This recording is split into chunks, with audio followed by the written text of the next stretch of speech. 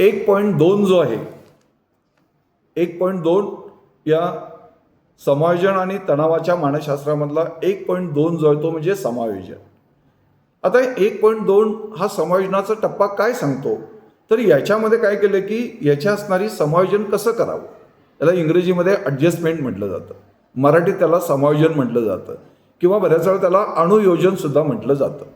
आता अणुयोजनाचा मनोवैज्ञानिकांनी एक प्रक्रिया कशा पद्धतीने समाविष्ट केलेली आहे, कारण का ज्याद्वारे व्यक्ती समायोजन करतात आणि त्याच्या पर्यावरणाच्या सतत बदलत्या असणाऱ्या मागणीनुसार जुळवून घेण्याचा प्रयत्न कशा पद्धतीने करतात, ज्यामध्ये अंतर्गत गरजा असतात आणि बाह्य परिस्थिती असतात, यांच्यात सुसंवादपणा किंवा संतुलन राखण्याच्या उद्देशानं ही संज्ञात्मक स्वरूपाची भावनिक आणि वर्तणुकीशी संबंधित असणारी प्रक्रिया म्हणजे समायोजनाची प्रक्रिया आहे. म्हणून समायोजनामध्ये काय केलेलं आहे की बाह्य घटक आणि अंतर्गत घटक या दोन्हींचा समन्वय साधण्याचा प्रयत्न सायकोलॉजिस्टनी केलेला आहे. म्हणून याच्यामध्ये काय होतं की अनेक गोष्टी ज्या असतात, कारण का समस्या सोडवण्यासाठी काही कौशल्यांचा वापर करावा लागतो, काही पर्याय असतात, काही उपलब्ध स्वरूपाचे काही पर्याय असतात किंवा त्याच्यामध्ये वाढ करण्याच्या दृष्टिकोनातून आत्मचिंतनामध्ये गुंतवण्याच्या दृष्टिकोनातून सुद्धा प्रयत्न या 1.2 मध्ये सायकोलॉजिस्टनी केलेले आहे. आता समायोजन म्हणजे नेमकं काय, कारण का मनोवैज्ञानिकांनी काय केलेलं की कल्याण आणि प्रभावी कार्यप्रणालीला प्रोत्साहन देणाऱ्या आणि नवीन परिस्थितीशी किंवा आव्हानाशी जुळवून घेण्याची क्षमता किंवा व्यक्तीची क्षमता ज्यामध्ये असते ती क्षमता शोधण्याचा प्रयत्न समायोजनातून केलेला आहे. म्हणून समायोजनाच्या बाबतीत जेवढी विल्यम मॅकडोगलनं या बाबतीत जेवढी संशोधन केलं आणि त्यांनी व्याख्या सांगण्याचा प्रयत्न केला, त्यामध्ये त्याने असं सांगितलं की समायोजन ही अशी एक प्रक्रिया आहे की व्यक्ती जी असते, एखादी व्यक्ती जी असते, अंतर्गत मोहीम आणि बाह्य मागण्या यांच्यामध्ये सुसंवाद साधणे आणि प्रभावी कार्य करणे आणि मानवी स्वरूपाचे किंवा मानसिक स्वरूपाच्या कल्याण सुलभ करणे म्हणजे समायोजनाची प्रक्रिया, असं विल्यम मॅकडोगलनं सांगण्याचा प्रयत्न केलेला आहे.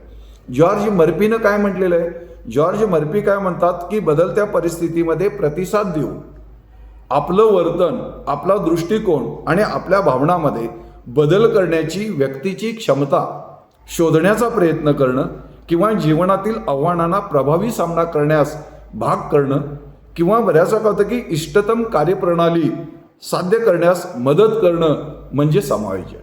त्याच्यानंतर रॉबर्ट हॅविर्स्टननं काय म्हटलेलं आहे की समायोजन म्हणजे पर्यावरणातील बदलाला प्रतिसाद देणे, मग तो विचार असतील, भावना असतील किंवा वर्तन सुधारण्याची प्रक्रिया असेल की ज्यामुळे जीवनातील आव्हानांना प्रभावीपणे सामना करण्याची क्रिया म्हणजे समायोजनाची प्रक्रिया, असं रॉबर्ट हॅविर्स्टनं सांगण्याचा प्रयत्न केला. मार्गारेट मॅटलिननं काय म्हटलेलं आहे बघा, मार्गारेट मॅटलिन काय म्हणतात की समायोजन म्हणजे अशा प्रक्रियेचा संदर्भ असतो ज्याद्वारे व्यक्ती पर्यावरणातील मागण्या आणि ताणतणावांना तोंड देण्यात व त्यांना जुळवून घेण्यात मानसिक भावनिक संतुलनाची स्थिती प्राप्त करून देणारा घटक म्हणजे समायोजनाचा घटक आहे. त्याच्यानंतर पुढची जी व्याख्या केलेली आहे ती म्हणजे इलिझाबेथ इलिझाबेथनं काय म्हटलेलं आहे की अणुयोजन किंवा समायोजन ही सतत चालणारी प्रक्रिया आहे ज्याद्वारे व्यक्ती त्याच्या पर्यावरणाच्या मागण्यावर आणि त्याचबरोबर सामना करण्याच्या धोरणावर विकास करतात आणि कल्याण व पूर्ततेसाठी ज्या ठिकाणी प्रयत्न करतात त्याला समायोजन असं साधण्याचा प्रयत्न केलेला आहे. आता ही समायोजनाची प्रक्रिया तुमच्या लक्षात आली, त्याचा अर्थ लक्षात आला. मात्र समायोजनामध्ये काय केलं की व्यक्तीमध्ये एक डिटरमाइन्स फॅक्टर्स आहे, म्हणजे व्यक्तिगत स्वरूपाचं आहे, इंडिव्हिज्युअल डिटरमिनंट्स स्वरूपाचे किंवा व्यक्तीमध्ये असणारे समायोजनाची निश्चित करणारे काही घटक आहेत, व्यक्तिगत स्वरूपाचे घटक. त्यातला पहिला जो घटक आहे व्यक्तिमत्व वैशिष्ट्य, पहिला जो घटक आहे तो म्हणजे व्यक्तिमत्व घटक.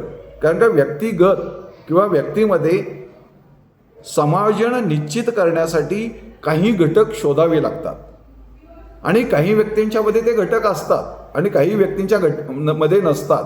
मग त्यामध्ये माघार असेल, तडजोड असेल किंवा त्याच्यामधून पलायनवाद असेल आणि अशा गोष्टी यामध्ये शोधण्याचा प्रयत्न सायकोलॉजिस्टने केलेला आहे.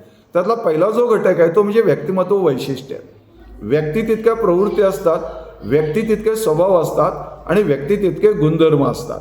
म्हणून व्यक्तिमत्व वैशिष्ट्ये व्यक्तीच्या समायोजनाच्या स्तरावर लक्षणीय परिणाम करत असतात. कारण का व्यक्ती जीवनातील आव्हाने कशा पद्धतीने जुळवून घेतात तो शोध घेण्याचा प्रयत्न केलेला आहे. काहींच्यामध्ये प्रमाणीकरण करण्याचा प्रयत्न करतात. काही व्यक्ती बहिर्मुखी असतात, काही व्यक्ती अंतर्मुखी असतात, काही व्यक्ती उभयमुखी असतात कार्ल युंगनं सांगितल्याप्रमाणे. म्हणून तो सामना करण्याच्या दृष्टिकोनातून आणि भावनिक स्थिती स्थिर करण्याच्या दृष्टिकोनातून व्यक्तिमत्व वैशिष्ट्ये महत्त्वाची आहेत. त्याच्याबरोबर संज्ञात्मक प्रक्रिया सुद्धा महत्त्वाची आहे.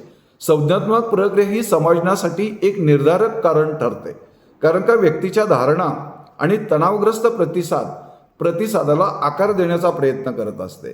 तिसरा जो घटक आहे तो भावनिक नियमन, इमोशनल रेग्युलेशन सगळ्यात महत्त्वाचा आहे. तिसरा निर्धारक व्यक्तिगत स्वरूपाच्या घटकामधला. कारण का व्यक्तीच्या भावना अनेक आहेत. राग आहे, क्रोध आहे, म्हणजे नकारात्मक भावना आहेत आणि सकारात्मक भावना आहेत. आणि ह्या जशा क्लिक जशा 36 भावना सांगितलेल्या आहेत तसाच प्रकार यामध्ये भावनिक नियमन तुम्हाला चांगल्या पद्धतीने करून समायोजन साधता येऊ शकतं. सामाजिक समर्थन सुद्धा तुम्हाला चांगल्या पद्धतीने करता येतं. सामाजिक समर्थन तुम्हाला योग्य पद्धतीने करावं लागतं. समायोजनात्मक काही धोरणं असतात ती सुद्धा तुम्हाला विकसित करण्याच्या दृष्टिकोनातून फायद्याची ठरत असतात. तोही यामध्ये महत्त्वाचा भाग सांगण्याचा प्रयत्न केलेला आहे. कारण का समायोजन धोरणं जी पॉलिसी आहेत, ॲडजस्टमेंट पॉलिसी जी आहे, कारण का तणावाचं व्यवस्थापन करण्यासाठी आणि समायोजनाला चालना देण्यासाठी काही धोरणं जी असतात ती धोरणं तुम्हाला आखावी लागतात. त्याला समस्या केंद्रित समायोजन म्हणून संबोधलं जातं. तोही प्रभावी आपण वापर करू शकतो आणि समायोजनाला प्रोत्साहन देऊ शकतो. त्याच्यानंतर काही फ्लेक्झिबिलिटी तुमच्याकडे असावी लागते. व्यक्तिगत स्वरूपाच्या घटकामध्ये, निर्धारक घटकामध्ये तुम्हाला लवचिकता असावी लागते. ही जी लवचिकता आहे, लवचिकता म्हणजे काय? प्रतिकूल परिस्थितीमध्ये परत येण्याची आणि सकारात्मक समायोजन राखण्याची व्यक्तीमधली क्षमता, हीच लवचिकता व्यक्तीची दिसते. कारण का लवचिकता ज्याकडे असते, ज्या व्यक्तीकडे असते, ती व्यक्ती अनुकूल परिस्थितीला सुद्धा किंवा प्रतिकूल परिस्थितीला सुद्धा अनुकूलमध्ये आणण्याचा प्रयत्न करते. कशाच्या आधारावर? मग ती कौशल्य असतील किंवा वेगळ्या वेगळ्या स्वरूपाची विचार पद्धती असेल, आत्मकार्यक्षमतेवर तीव्र भावना प्रदर्शित करणारी असेल, अडचणीवर मात करणारी असू शकते, आव्हानात्मक पेलण्याची शक्यता असते, सामाजिक समर्थन करण्याचा प्रयत्न करत असेल, आशावाद दाखवण्याचा प्रयत्न करत असेल किंवा समस्या सोडवण्याची कौशल्य आणि संरक्षणात्मक घटकांचा सुद्धा वापर करण्याचा प्रयत्न ह्या लवचिकता घटकामधून दाखवण्याचा प्रयत्न केलेला आहे. त्याच्यानंतर काही जीवनाचे अनुभव असतात. हा एक 7वा घटक म्हणून व्यक्तिगत निर्धारक घटकामधला, समायोजनामधला जीवनामधले जे अनुभव असतात. कारण का भूतकाळातली यश आणि अपयशाचं जीवनाचं अनुभव व्यक्तीच्या समायोजन प्रक्रियेला आकार देण्याचा प्रयत्न करत असतात. मग ते सकारात्मक अनुभव आत्मविश्वास वाढवतात आणि लवचिकता वाढवण्याचा प्रयत्न करतात, ज्यामुळे व्यक्तीमध्ये भविष्यातील आव्हाने हाताळण्यास पारंगत होते किंवा त्यामध्ये ती सही सलामत सुटण्याची शक्यता अधिक असते. आणि नकारात्मक स्वरूपाच्या अनुभवामुळं आत्मविश्वास कमी होण्याची शक्यता असते. इथं असुरक्षितता वाढण्याची शक्यता असते आणि व्यक्तीला समायोजन राखण्यासाठी अनुकूल सामना करण्याची यंत्रणा विकसित करावी लागते. ती केवळ जीवनाच्या अनुभवाद्वारे करावी लागते. हा एक 7वा घटक यामध्ये दाखवलेला आहे. काही पर्यावरण घटकांचा सुद्धा परिणाम होतात. काही घटना घडत असतात, म्हणजे सामाजिक, आर्थिक, सांस्कृतिक जसं निकष आहेत किंवा संसाधनात्मक स्वरूपाचे काही प्रवेश असतात, तसाच प्रकार पर्यावरणीय स्वरूपाच्या घटकांचा सुद्धा समायोजनामध्ये लक्षणीय परिणाम करत असतात. आणि हा लक्षणीय परिणाम सामाजिक आणि आर्थिक असमानता प्रभावी सामना करण्याच्या दृष्टिकोनातून ज्यावेळी अडथळा निर्माण होतो त्यावेळी मात्र तुम्हाला काही वेळा समायोजन करत असताना पर्यावरणात्मक घटकांचा सुद्धा विचार करावा लागतो.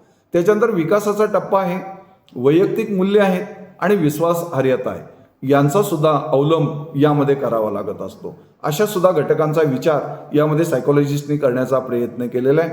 अशा पद्धतीने व्यक्तिगत असणाऱ्या समायोजनामध्ये तुम्हाला जो उल्लेख दिलेला आहे सायकोलॉजिस्टनी, म्हणजे यामध्ये काय केलं की व्यक्तीच्या समायोजनाचे निर्धारक घटक जे आहेत हे घटक यामध्ये तुम्हाला चांगल्या पद्धतीने कार्य करत असतात, हे यामध्ये दाखवण्याचा प्रयत्न केलेला आहे. याच्यानंतरचा जो टप्पा आहे तो म्हणजे बदलाची भावना 1.3 जो आहे तो आपण पुढच्या भागामध्ये पाहणार आहोत.